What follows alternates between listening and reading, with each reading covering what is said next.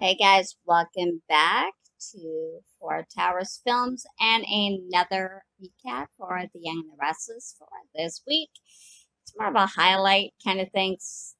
Some things happened, some stories moved on, and others a little bit, I guess.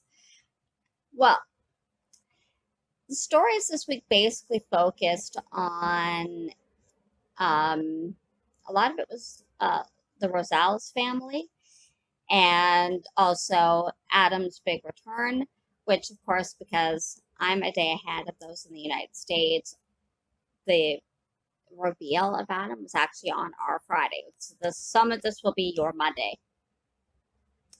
So basically, Sharon and Ray were still in Las Vegas, and Sharon agreed to contact Adam and help Victor locate him and connect with him. And so she texted him, and Adam did text back and agreed to meet with her.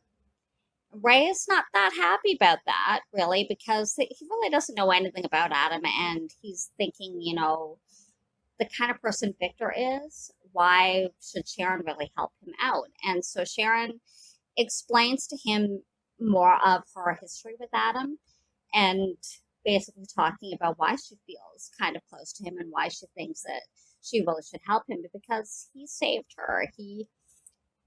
Back when she burned down the Newman Ranch when she was unstable and having hallucinations, he's the one who got her out of the fire and got her into therapy at the hospital, and where they diagnosed her with bipolar. And since then, she's been on, yes, it's been up and down, but she's become the person she is today because of that. So, and she tells Ray that it was an on again, off again kind of relationship, basically all those years. And it could be tumultuous, but they kind of were in a good place when Adam died, and he was actually married to Chelsea at the time. So she feels she owes it to him because he saved her. So Adam says he just wants to meet her. He doesn't want anybody else around. And she convinces everybody. Of course, Victor agrees to it as well, that um, Sharon should go there by herself. And Nikki, meanwhile, has arrived in Vegas and is basically questioning why Sharon even wants to do this. And Sharon explains the same thing, that she basically owes him her life, really. So Sharon heads out and to the park that Adam had indicated, and it's at nighttime, nobody's around. And she looks around and she feels like there's something wrong there, or that somebody else is there. And so she texts Adam and says that she's there, and she hears a ping from the cell phone, and she calls out to him, but there's no answer. And so she's looking around, and nobody's there. She texts again, and still nothing. And when she goes back, she tells Victor and Ray that, and Victor believes that he was testing her to make sure that she actually would come alone. And so Victor leaves. So Sharon basically tries to convince him, you're going to have to back off. If you want to trust me with trying to get Adam to contact you, you're going to have to back off. And so he basically does agree to do it for now. And Nikki agrees to go back to Genoa City, and Victor says he'll lay low for now. Ray, yes, doesn't really like it, but knowing when Sharon fills him in on everything, their past, he basically, he wants to stay there just in case.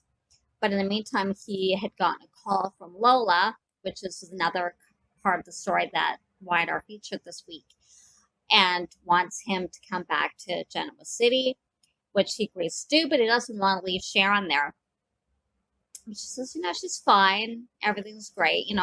It's a family, not a family emergency, but it's important, so to go back. So Ray does leave her in Vegas. So while Sharon is there, she gets another text from Adam giving her an address to an apartment. She heads to the apartment and she knocks on the door, and Riza answers the door. And of course, Sharon hasn't seen Lisa before yet.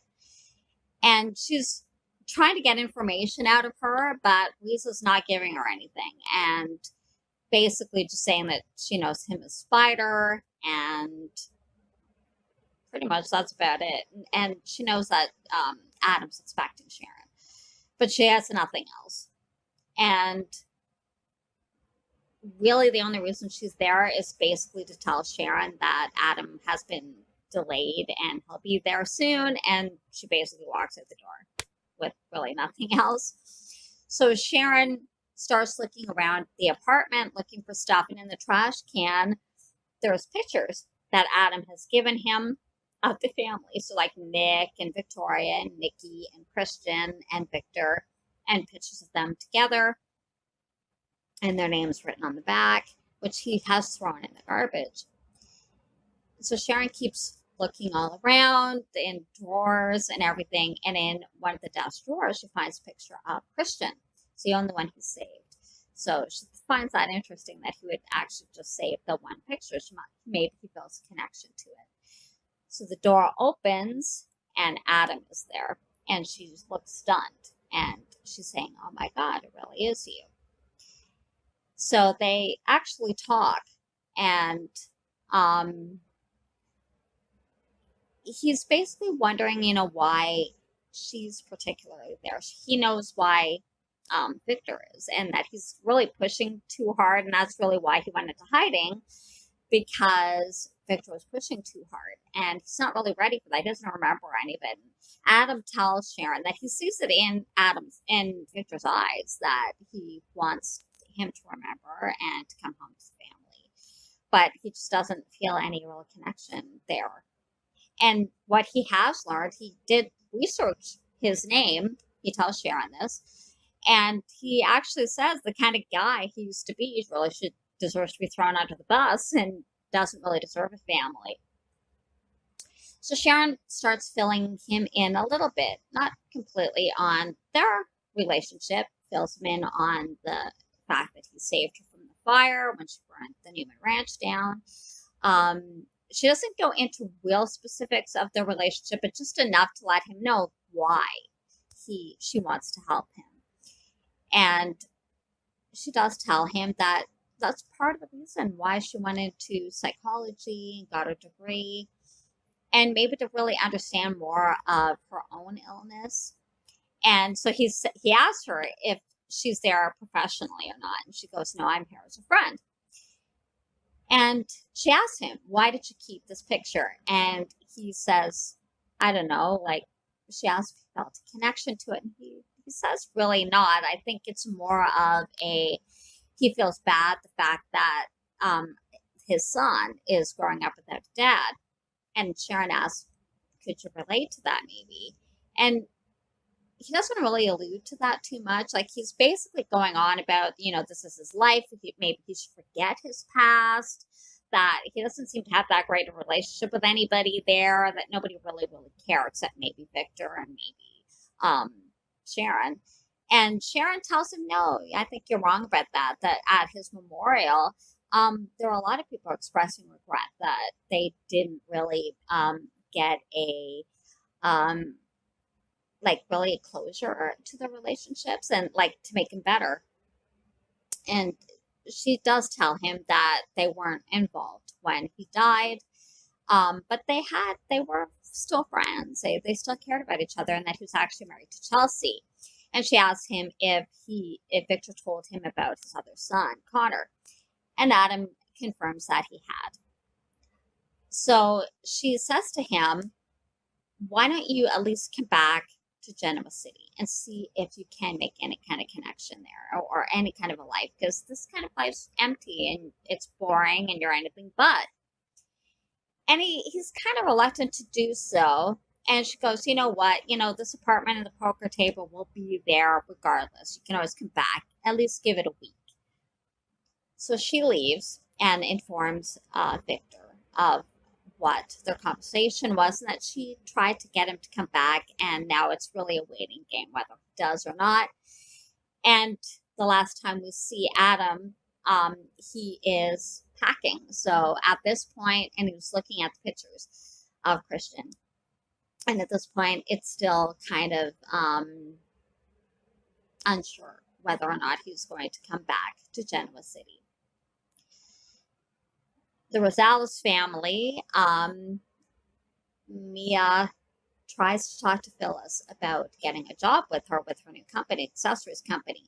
And she had sent her emails because Phyllis had wanted her input on different suppliers and things like that Mia has access to. And so Mia was actually sending her different ideas. Like one of her ideas was these license plate like earrings and things like that, that personalized. But Phil's like, yeah, it's not exactly what I'm looking for my new company. In fact, none of her ideas Phyllis liked. So she's more or less telling her she should stick to her strengths, which are makeup and hair. So Mia asked if she could work with her as a job, but Phyllis basically turns her down. So Mia's feeling kind of dejected. At the same time, Arturo's trying once again to get Abby to, talk to him and maybe reconcile, but Abby's having none of it. And there's actually a couple of scenes like this through the week where Arturo's talking about stuff and happy that her dream has come true and how, he keeps happy to help her out with that. And Abby's basically shutting him down and telling him, don't come here. And he has come to talk to Lola as well, but he's been trying to get back with Abby, but I think maybe he finally realizes it's over. So Arturo and Mia meet up, and they basically inform each other, of their woes, and end up going upstairs to Mia's hotel room and having sex. And they're basically saying, that their life hasn't really worked out as the way they wanted to while they were in Genoa City. And so Arturo comes up with the idea of, things haven't really been right since we've been here. So, and the only time they really have is been back home in Miami. So they really should think about going back. Maybe they should go back together. And Mia's like, well, Ray would never do that because still at this point, they don't know if the baby is Ray's or not. And he goes, Arturo doesn't think Ray would really care. And Mia does think so, but it seems like that they're making plans for them to head back to Miami at this point.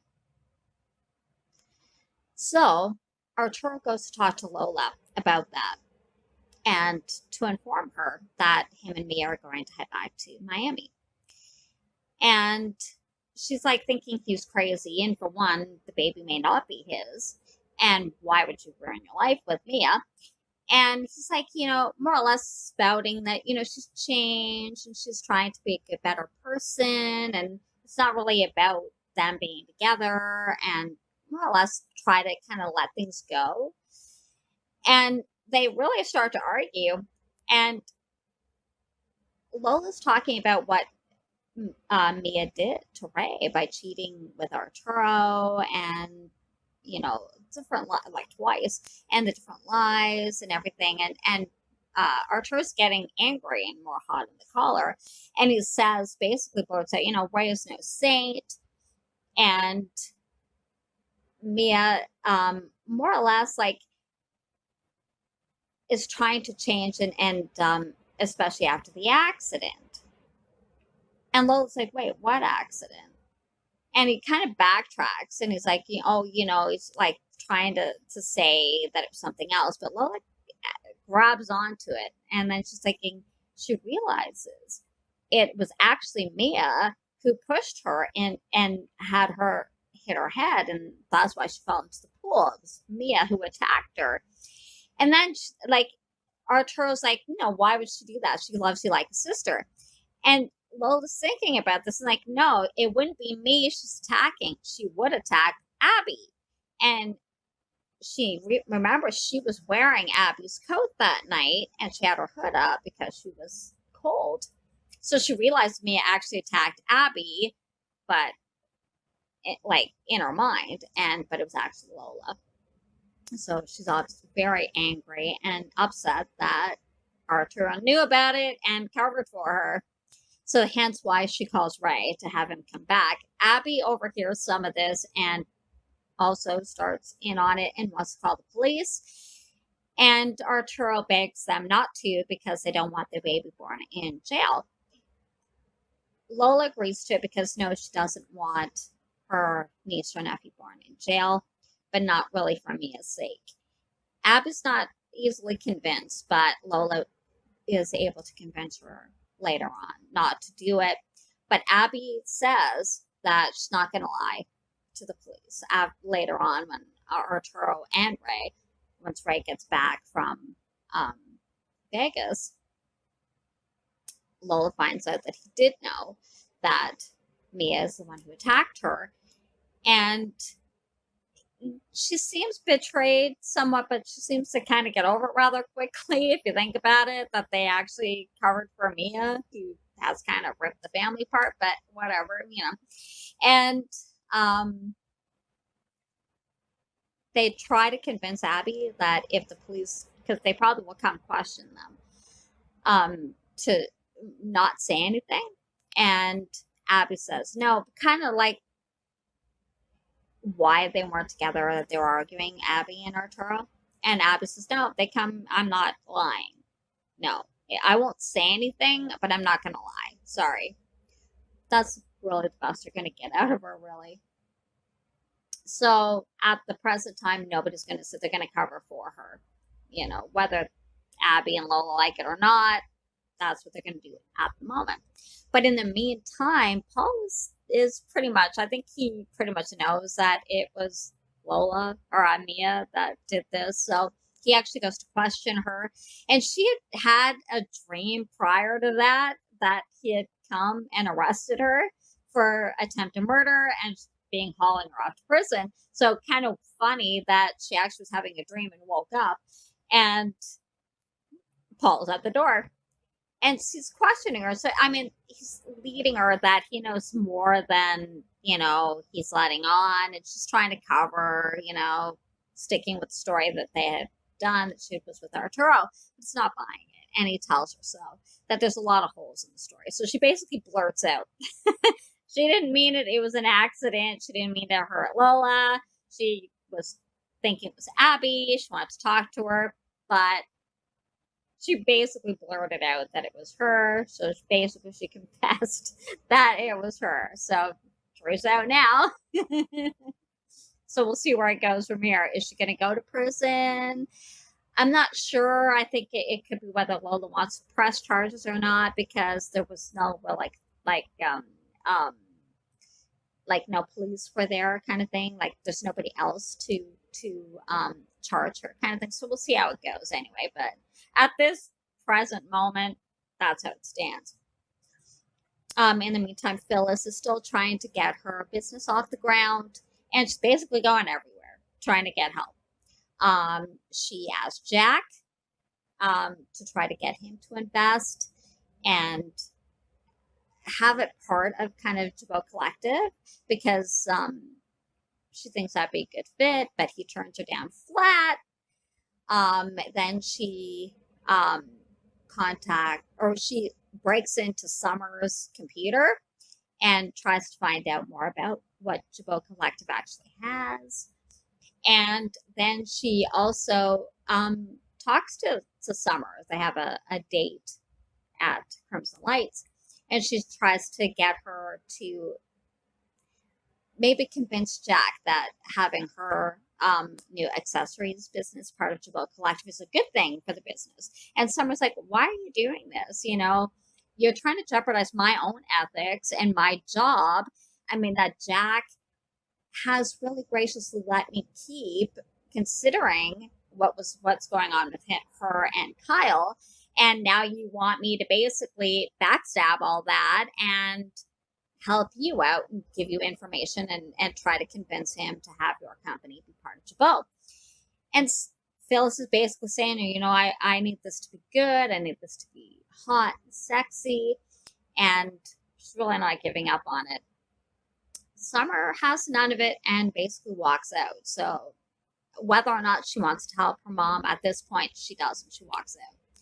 So Phyllis actually calls Ashley and says to her that I have a business proposition for you, but we don't hear anything else at this point. So we don't know if Ashley's going to agree to it or not.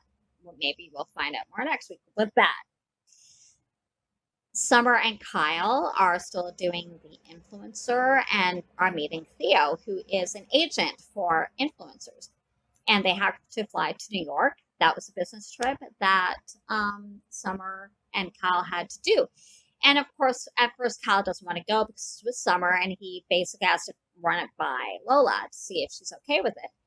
And Lola says, it's fine. It's your career. I trust you. I may not trust Summer, but I trust you. So Kyle and Summer fly to New York and meet with Theo, who actually likes the idea of the collective and has several influencers in mind and will contact them and then let them know and give them some names, and they can do like a meetup and see how that goes. So Kyle's, they had dinner and all that. And so Kyle wants to head back because that's basically it for their meeting. And Summer's like, what, already? So soon? You want to go back already? And he goes, yeah, we're only here for work. I mean, why stay? So he drags her back to Genoa City and goes to see Lola.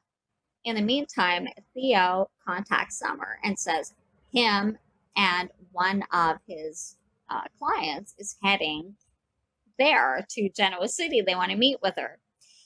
And so Summer contacts Kyle and says, hey, we have to meet with these guys because we left New York. They're coming to see us. So they meet up with them, and it's female. I forget her name. Sorry, if you remember it, you can put it in the comments section for me. Are meeting up, and they take them. She wants to go to society, and so they go to society and have a good dinner, and they form them about the collective, fill her in on the collective, and she likes it, and she wants to meet Lola. She's heard about her, and so Kyle goes and has her meet the influencer, and it all goes well. And Theo and the influencer want to go out for nightcaps to a club, but Kyle doesn't really want to do that, but Summer does. So it looks like they're all going to go, because Lola even says, like, they invite them to come. They invite both Abby and Lola to come, but they both say they have to finish off service first. So they all leave. But later on, Kyle comes back, and Lola's actually surprised that he's there. And he says, I mean, it's just a nightcap. I mean, really, like, I don't really want to be there. Summer can handle it. So, and they go home and hang out at the Abbott house. And they go for a swim and are having a really nice evening when Summer shows up. Knocks on the door. It's pretty late. And she's like, oh, that, you could have just blown the whole deal, that Theo and the influencer are upset that you took off. It's up to you. The car's waiting. Let's go. And Kyle's like, I'm off the clock, and she's like, oh, you want to blow this deal? Then fine. You go right ahead. And Lola says, it's all fine. Go. I don't want you to hurt your career, and I don't want you to be bad with your dad. But Kyle has a feeling that Summer's kind of lying about all this. So he calls Theo. And it doesn't appear like there was a problem. He basically confirms that. Theo said that they had a good time, and so did the influencer, and that they look forward to working with each other. So it really wasn't, like, Summer basically made that up, the fact that there was a problem. And so Kyle called her on it. And Summer's like, okay, well, maybe I covered for you better than I thought I did. And so Kyle basically says, bye, we'll see you tomorrow. And Summer leaves. And Lola's actually surprised that he was able to tell that she was lying. And Kyle's like, you didn't know she was lying? And she goes, well, she's very good at it.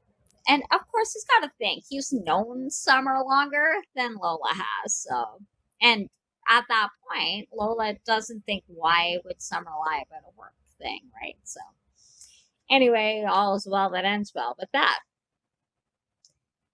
Tracy's still working on her book, and it's based in 1940s and loosely based on Kane's life. And Kane comes to her pretty late one night and wants some advice about what he should do and thanks her. And they have a good discussion about it.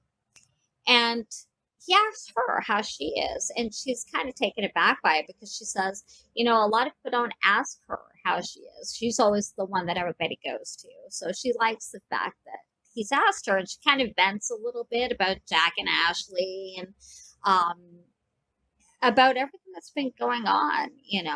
And she says it feels good that she was able to vent. And she tells him about the book that she's writing and loosely based on his life. And he kind of finds it funny. And after he leaves, she goes back to working on the book. And in it, she's made her character a PI who's looking for his ex-wife's cheating husband or to discover who's actually cheating. He also has a discussion with Devon, and Devon asks, do you want to know about Lily? And Kane says, he doesn't want to crowd her and, hopes that she's doing okay. And he has an interview with a not-for-profit lady who works for the recently released prisoners and to try to help them integrate back into society, get them jobs and stuff. And Kane figures that with his corporate background, he can maybe help them learn what companies are looking for. And she's not really convinced by that. So it didn't go well. She says she let him know. And Devon has overheard all this. And so Devon's saying, you're not going to win Lily back by this. Just let it go already. And he's saying, he wants to be a better person for Lily, whether she comes back or not, basically. During all this, Tessa meets up with Anna again, and Mariah is there, and they're still butting heads, Mariah and Anna, over the look that Anna wants to change for Tessa.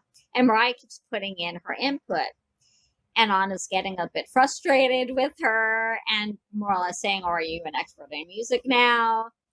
And Mariah's basically saying that she doesn't want to lose the essence of who Tessa is. Tessa later on actually snaps at Mariah for this when it's just the two of them.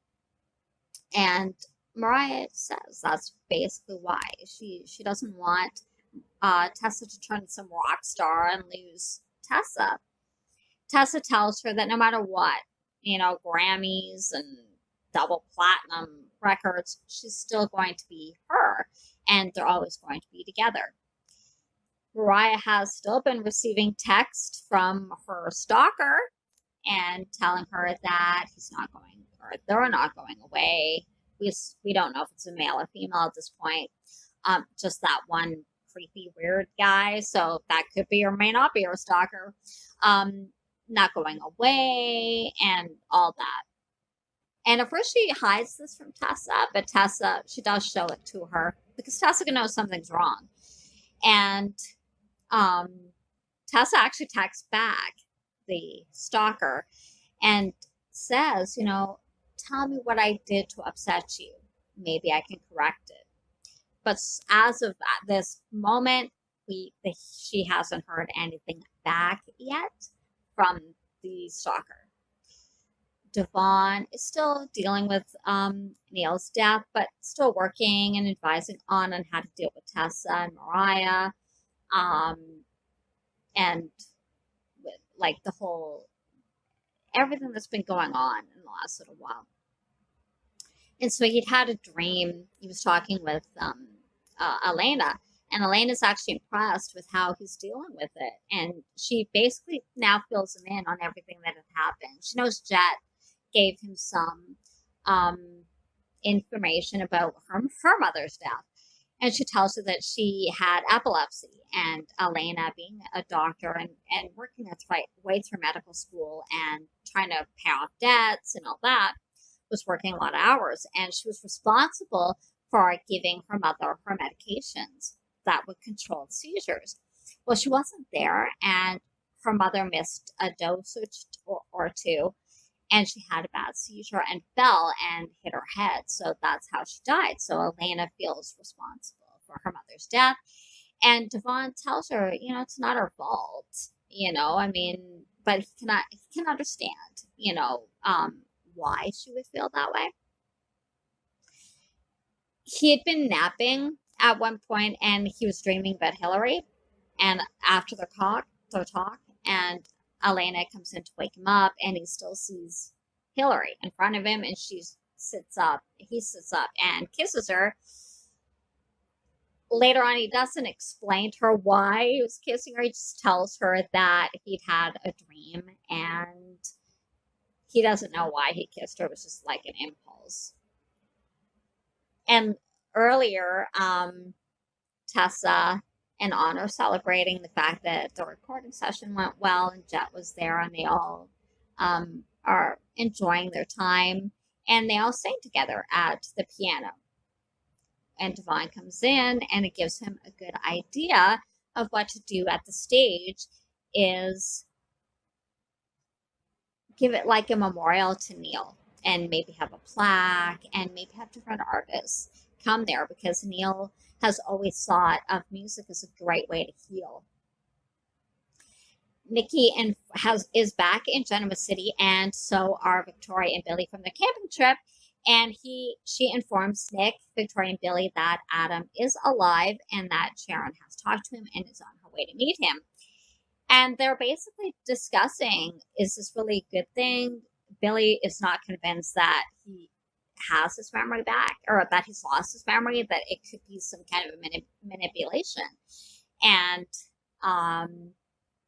Nick is not so convinced that. She thinks that he really does have his memory loss, and that Victor's determined to help him get it back. And Victoria wonders why Sharon is helping them and why Victor trusts her to do so. And Nikki's saying because they had the connection and maybe she can get through to him.